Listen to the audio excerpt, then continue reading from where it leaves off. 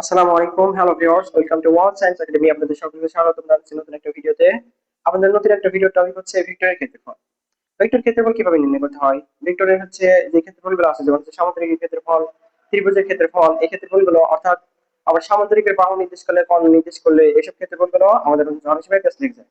এই পেজগুলো সরানোর জন্য আমি হচ্ছে physics first paper chapter 2 lecture 4 নিয়ে এসেছি। লেকচার 4 এর মধ্যে হচ্ছে ভেক্টর ক্ষেত্রফল। এই ভেক্টর ক্ষেত্রফলগুলোকে কিভাবে নির্ণয় করা যায় এটা দেখবো। প্রথমে হচ্ছে আমরা দেখবো হচ্ছে সামান্তরিকের ক্ষেত্রফল। এক নম্বর কি দেখবো? সামান্তরিকের ক্ষেত্রফল। সামান্তরিকের সামান্তরিকের ক্ষেত্রফল। সামান্তরিকের ক্ষেত্রফল আমরা সবাই জানি a ক্রস b, এটা হচ্ছে সামান্তরিকের ক্ষেত্রফল। সামান্তরিকের ক্ষেত্রফল কি? a cross b। দুই নম্বর ত্রিভুজের ক্ষেত্রফল। ত্রিভুজের ক্ষেত্রফল। ত্রিভুজের ক্ষেত্রফল কিভাবে বের করবো? আমরা একটা সামান্তরিক আঁকা, দেখেন।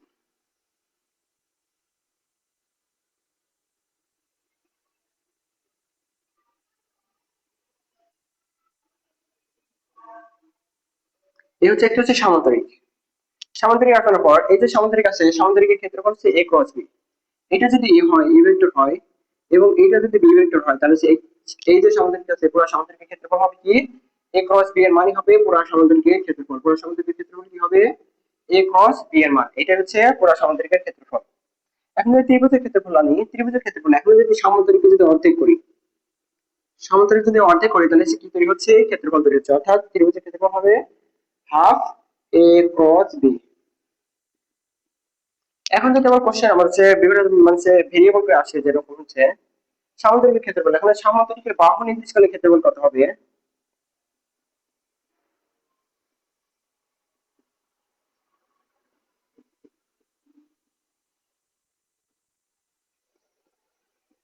সামান্তরিকের বাহু নির্দেশ করলে ক্ষেত্রফল। আবার কত সময় আসে সামান্তরিকের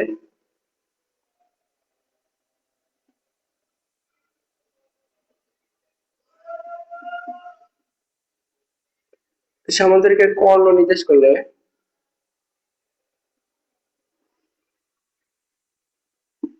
ক্ষেত্রফল কত হবে? তাহলে সামান্তরিকের ক্ষেত্রফল নির্দেশ করলে ক্ষেত্রফল হয় হচ্ছে a ক্রস b। ত্রিভুজের ক্ষেত্রফল হাফ a ক্রস b হয়।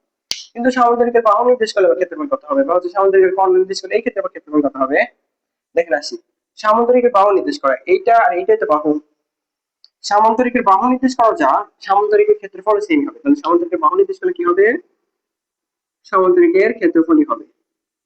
কিন্তু যদি সামান্তরিকের কর্ণ নির্দেশ করে, এই ক্ষেত্রে ক্ষেত্রফল কত হবে? সামান্তরিকের কর্ণ, দুইটা কর্ণ অর্থাৎ সামান্তরিকের দুই সাইডে যদি কর্ণ নির্দেশ করে, এক্ষেত্রে দেখেন এই কর্ণটা যখন গেছে, এই কর্ণটা যখন সামান্তরিকের অর্ধেক হয়ে গেছে, কি হচ্ছে? দুইটা ত্রিভুজের রূপান্তর করছে। আমরা যেরকম ত্রিভুজের ক্ষেত্রফল দেখছিলাম, যে ত্রিভুজ সামান্তরিককে অর্ধেক করার পরে কি তৈরি করছে? ত্রিভুজ তৈরি করছে। তার ক্ষেত্রফল হচ্ছে অর্ধেক হয়ে গেছে। সেম একই রকম ভাবে দেখেন এই কর্ণটা যখন গেছে, কর্ণের যখন কি হয়েছে? সামান্তরিকের অর্ধেক হয়ে গেছে, তাহলে ত্রিভুজের ক্ষেত্রফল কি হবে? সরি, সামান্তরিকের কর্ণ নির্দেশ করলে ত্রিভুজের ক্ষেত্রফলের সমানই হবে। এই হচ্ছে সামান্তরিকের বাহু নির্দেশ করলে, বাহু আর সমতল মানে হচ্ছে বাহু দুটো নির্দেশ করলে, তাহলে সামান্তরিকের ক্ষেত্রফল সমান হবে। আর ত্রিভুজের ক্ষেত্রফল হবে সামান্তরিকের কর্ণ নির্দেশ করলে। যদি মাঝখান দিয়ে কর্ণ নির্দেশ করে, তাহলে হচ্ছে দুইটা সামান্তরিক মানে একটা সামান্তরিক দুইটা ত্রিভুজ তৈরি হচ্ছে। এই ক্ষেত্রে বলা যায় যেহেতু ত্রিভুজ উৎপন্ন করতেছে, তাহলে ত্রিভুজের ক্ষেত্রফল হবে সামান্তরিকের কর্ণ নির্দেশ। এখন আমরা হচ্ছে ম্যাথের মাধ্যমে হচ্ছে এগুলো সলভ করার চেষ্টা করি। আশা করি বোঝা গেছে ক্ষেত্রফলগুলো কিরকম হবে।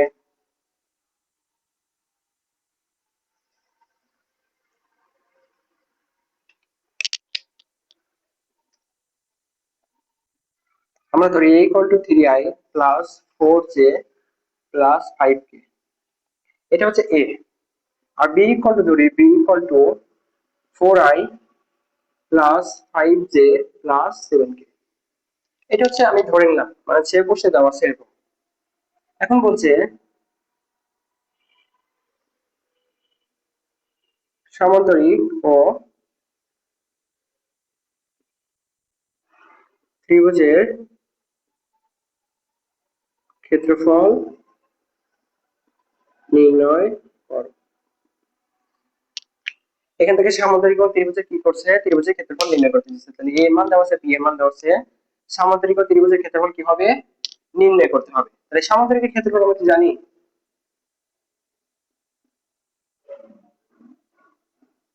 সামুদ্রিকের ক্ষেত্রফল, সামুদ্রিকের ক্ষেত্রফলটা কি এ ক্রস বি, এটা হচ্ছে সামুদ্রিকের ক্ষেত্রফল। কিন্তু আমার কাছে এ ক্রস বি এর মান বের করতে হবে। মান বের করার জন্য প্রথমে হচ্ছে এ ক্রস বি নির্ণয় করে তারপর তো মান বের করতে হবে। প্রথমে হচ্ছে কি করব, আমি হচ্ছে এ ক্রস বি নির্ণয় করব। তাহলে এ ক্রস বি প্রথমে হচ্ছে আই ভেক্টর, জে ভেক্টর এবং কে ভেক্টর লিখে নেব।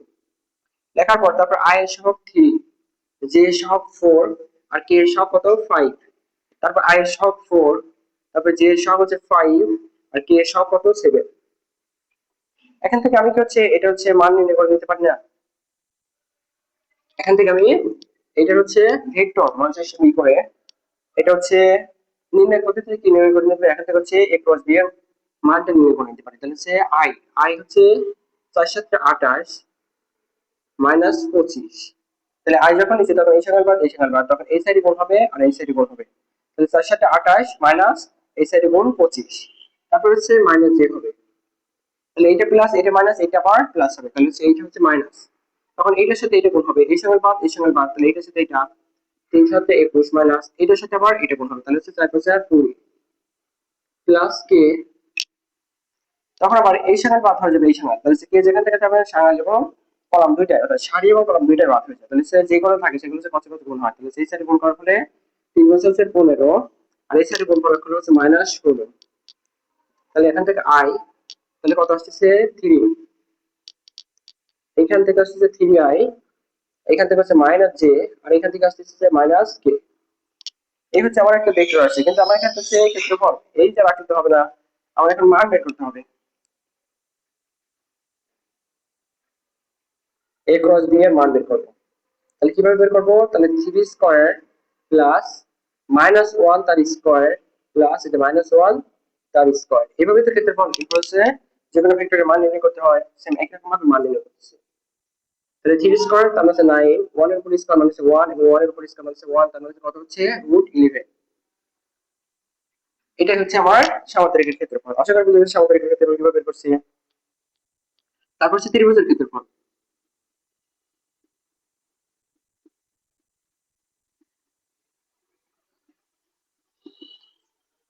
ত্রিভুজের ক্ষেত্রফল আমি আর আলাদা করে বের করবো না, কারণ হচ্ছে একই প্রসেসে আসতে হবে, কিন্তু ত্রিভুজটা কি হবে, ক্ষেত্রফলের অর্ধেক হবে। তাহলে ত্রিভুজের ক্ষেত্রফল হাফ এ ক্রস বি,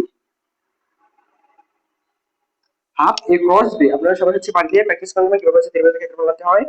মানে মান একই আসবে, এ ক্রস বি এর মান √11 আসবে, হাফ থাকার কারণে এখানে কি হবে √11 ডিভাইডেড বাই 2, এটাই হবে ত্রিভুজের ক্ষেত্রফল। যদি এখানে যদি কোশ্চেন আসতো যে হচ্ছে সামান্তরিকের দুইটি বাহু নির্দেশ করে এই ক্ষেত্রে ক্ষেত্রফল কত হবে, সেক্ষেত্রে সামান্তরিকের ক্ষেত্রফল যা হবে দুইটি বাহু নির্দেশ করে একই অ্যান্সার আসবে। এক্ষেত্রে যদি বলতো সামান্তরিকের দুটি কর্ণ নির্দেশ করে তাহলে কি হবে, ত্রিভুজের ক্ষেত্রফল যা হবে দুটি কর্ণ নির্দেশ করে সেম একই রকম অ্যান্সার আসবে। আশা করি বুঝে গেছে সামান্তরিকের ক্ষেত্রফল, ত্রিভুজের ক্ষেত্রফল, সামান্তরিকের বাহু নির্দেশ করে সামান্তরিকের কর্ণ নির্দেশ করে কিরকম ভাবে ক্ষেত্রফল নির্ণয় করতে হবে। আচ্ছা এখন হচ্ছে আমরা দেখবো হচ্ছে নতুন একটা টপিক, যেটা হচ্ছে লম্ব এবং সমান্তরাল সংক্রান্ত।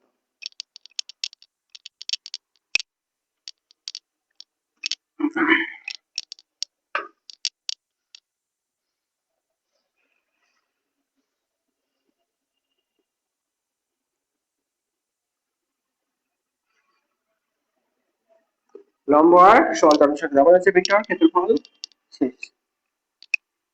তাহলে এখন হচ্ছে লম্ব আর সমান্তরাল সংক্রান্ত বিভিন্ন ধরনের হচ্ছে কেস দেখবো। লম্ব দুইটা হচ্ছে ভেক্টর লম্ব হবে কোন শর্তে, লম্ব হওয়ার শর্ত লম্ব হওয়ার শর্ত হচ্ছে এ ডট বি এর মান যদি 0 হয়। এখানে দুইটা ভেক্টর দেওয়া আছে, ধরি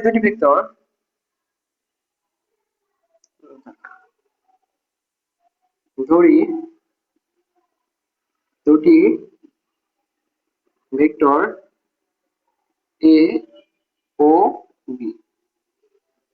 লম্ব হওয়ার শর্ত তাহলে ডট গুণফল কি হতে হবে 0 হতে হবে। আর সমান্তরাল হওয়ার শর্ত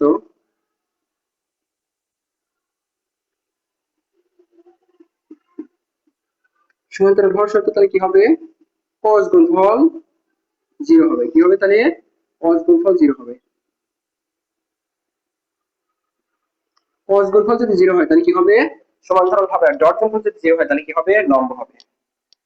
এখন আমরা ভেক্টরের মান নিতে পারি। ধরি একটা ভেক্টরের মান দেওয়া আছে a = 3i plus 4j plus 5k, তারপর b = ধরি 4i minus 5j plus 3k।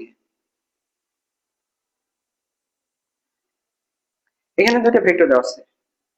এখন উপরোক্ত ভেক্টর যদি লম্ব নাকি সমান্তরাল নাকি কি হবে, বা অন্য কিছু হবে? লম্ব হবে কি? আর এখানে লেখা থাকবে হচ্ছে উপরোক্ত ভেক্টর যদি সমান্তরাল হবে কি? সমান্তরাল হবে কি? এক নম্বর কোশ্চেনের আনসার আমরা দেখি পারি কিনা। তাহলে এক নম্বর কোশ্চেন, লম্ব হবে কি? আমরা হচ্ছে জানি যে লম্ব হওয়ার শর্ত হচ্ছে ডট গুণফলের মান কি হবে? জিরো হবে। আমরা হচ্ছে a আর b এর ডট গুণফল করে ফেলি, দেখি কত আসে মান। 3i plus 4j plus 5k, dot কত করতে হবে? b। তাহলে 4i minus 5j plus 3k। এটা কি? এটা a, এটা হচ্ছে b।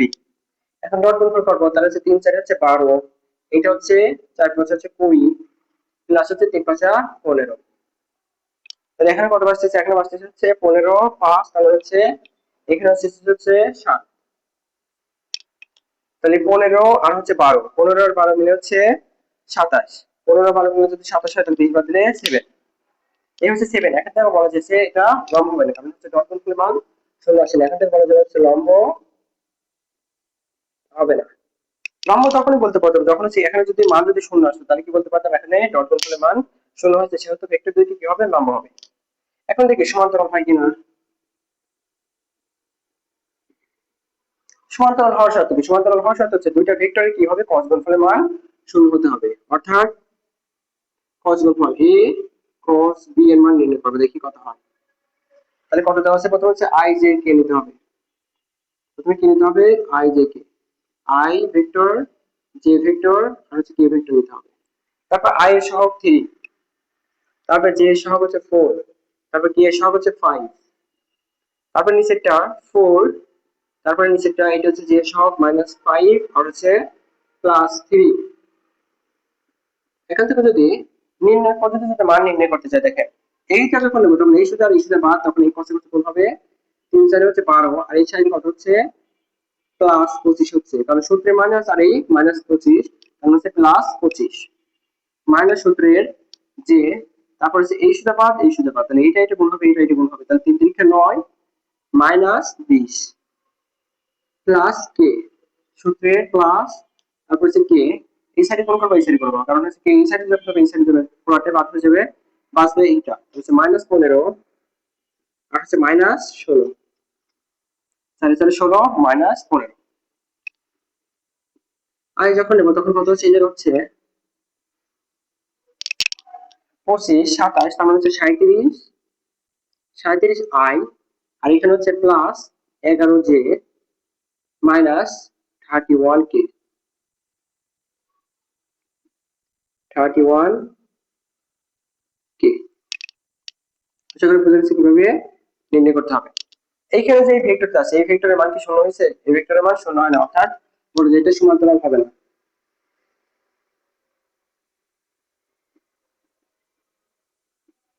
সমান্তরাল তখনই বলতে পারতাম যদি এখানে যদি মানটা যদি শূন্য আসে, তাহলে কি বলতে পারতাম? এটা হচ্ছে সমান্তরাল হবে।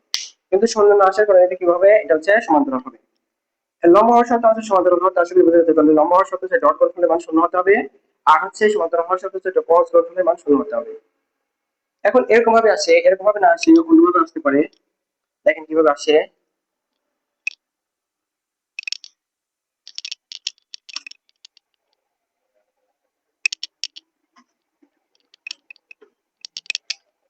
দেওয়া আছে মান দেওয়া আছে a = 3i plus 10k minus 15k, তারপরে b এর মান দেওয়া আছে 9i plus 10k minus 5k। এখানে দুটো হচ্ছে ভেক্টর দেওয়া আছে। দুইটা ভেক্টর, এই যে এখানে একটা ভেরিয়েবল দেওয়া আছে n এর মান কত হলে ভেক্টর দুটি লম্ব হবে। আরেকটা প্রশ্ন, n এর মান কত হলে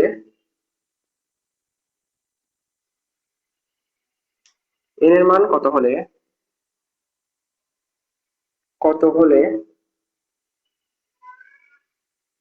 ভেক্টর দুটি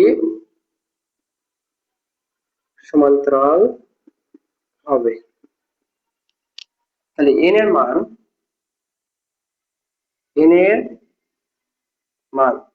তাহলে n এর মান কত হলে ভেক্টর দুটি লম্ব হবে, আর n এর মান কত হলে ভেক্টর দুটি সমান্তরাল হবে। আমরা এখন কিভাবে টেস্ট করব যে n এর মান? n এর মান আমরা জানি লম্ব হওয়ার শর্ত ডট গুণফলের মান কি হতে হবে? 0 হতে হবে। তাহলে n এর অ্যান্সার কি হবে? ডট গুণফলের মান কি হতে হবে? 0 হতে হবে। তাহলে ডট গুণফল a ইকুয়াল টু ডট গুণফল a ডট b এর ডট গুণফল করলে কত আসে দেখেন তো? 3i plus mk minus 15k mj, sorry এটা হচ্ছে mj হবে, তাহলে mj মাইনাস 15k ইনটু আসবে হচ্ছে 9i plus 10j minus 5k।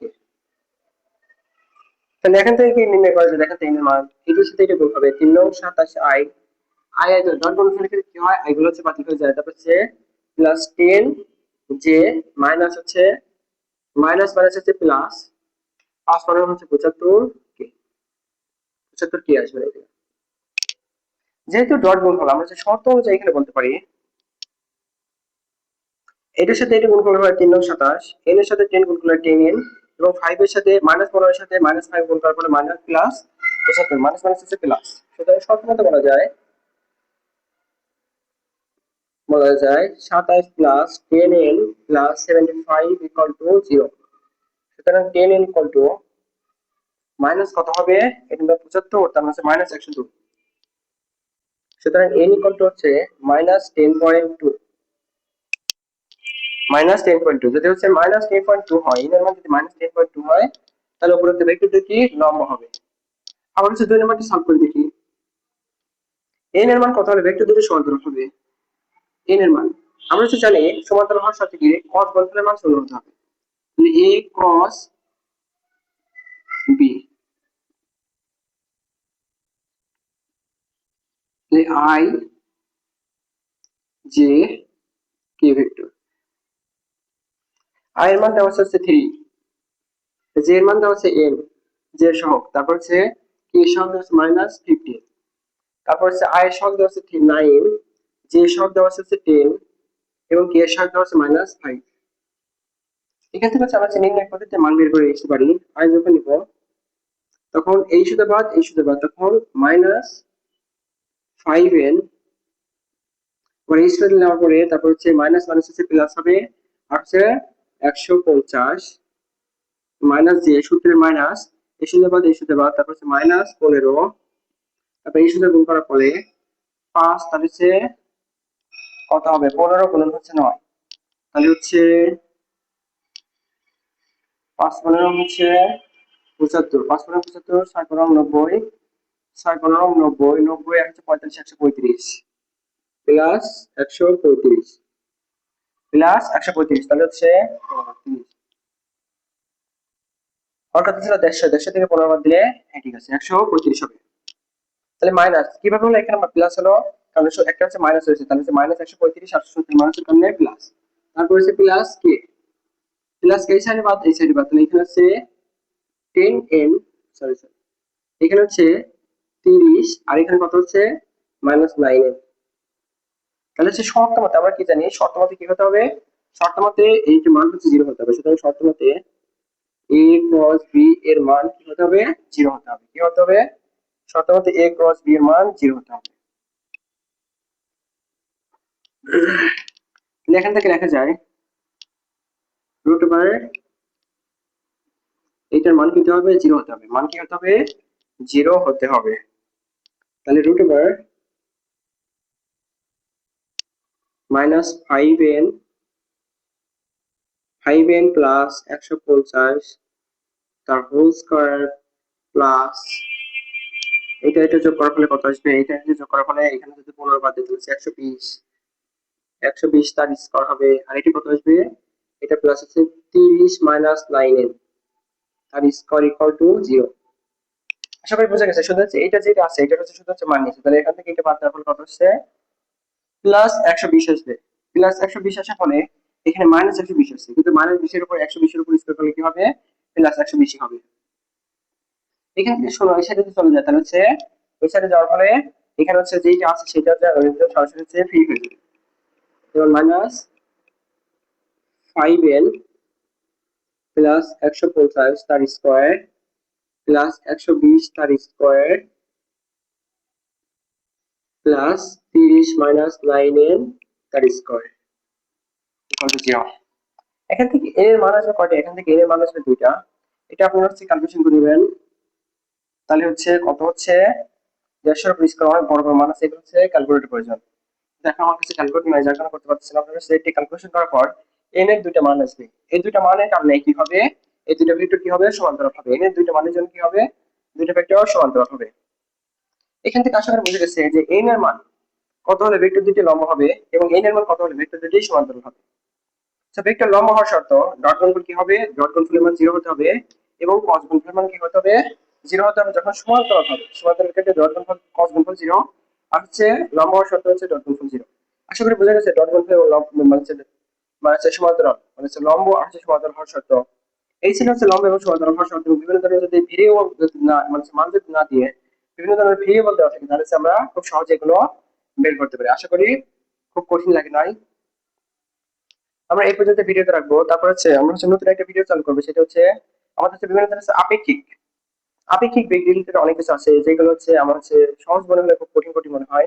আমরা এগুলো হচ্ছে খুব সহজ ভাবে হচ্ছে লেকচার 5 এর মধ্যে হচ্ছে আপলোড করে দেবো ইনশাআল্লাহ। আপনারা সবাই হচ্ছে আপেক্ষিকটা দেখে নেবেন, আপেক্ষিকটা খুব ভালোভাবে শেখানো হবে ইনশাআল্লাহ। তো সবাই লেকচার 5টা দেখে নেন। তো এই পর্যন্ত ভিডিও দেখার জন্য সবাইকে ধন্যবাদ জানাচ্ছি। আসসালামু আলাইকুম ওয়া রাহমাতুল্লাহ।